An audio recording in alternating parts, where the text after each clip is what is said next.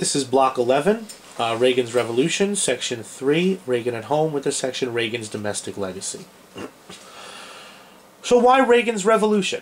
You know, why was this considered why is Reagan considered one of the most important presidents of the 20th century? Well, you know, he changed America in a lot of ways. You know, whether it was his doing or not, and we can argue over whether Reaganomics was successful or not, you know, for a long time, and people are going to be arguing it for a long time. Heck, people are still arguing over the New Deal. So, you know, it's going to be a long time before, you know, historians come to a consensus on Reagan's economic policies. But whether it was his doing or not, you had 25 years of generally steady economic growth that raised the standard of living for nearly all Americans.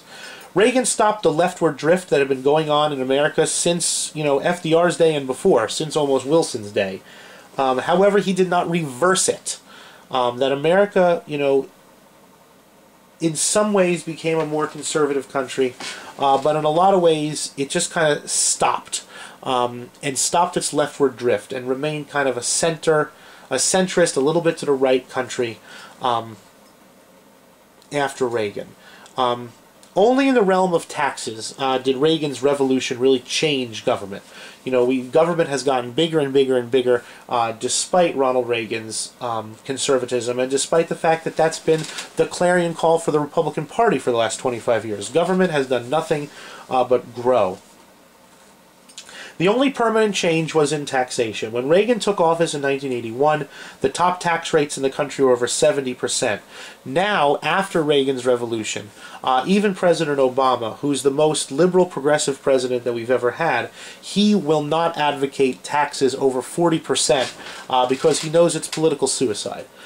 So in that case, Reagan's revolution was highly, highly successful. Reagan slowed the growth of government, but not for very long.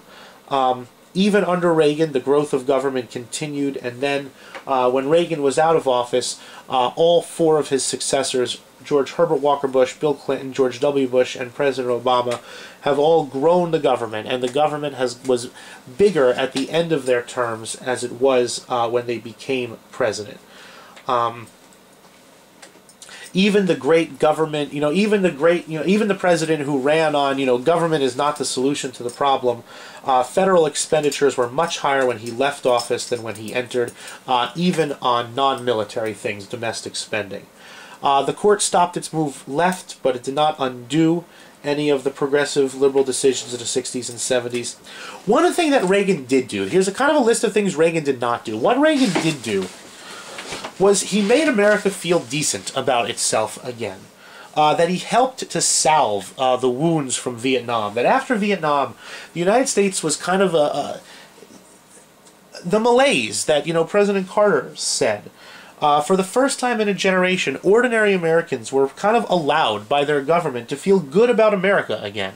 That they were allowed to be optimistic about the future. They were kind of, you know, permitted by their president to think that, you know, good times were here again, and good times were going to continue. That America, as we'll see in the next section, you know, played the key role in bringing down communism.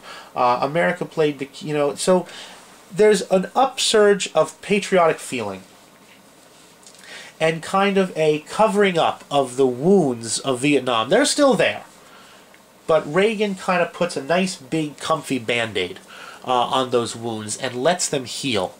And heal they did. That, you know, in a lot of ways, you know, when Reagan left office, a lot of the raw wounds from Vietnam had been healed up, and that's a hugely important thing that President Reagan did as president.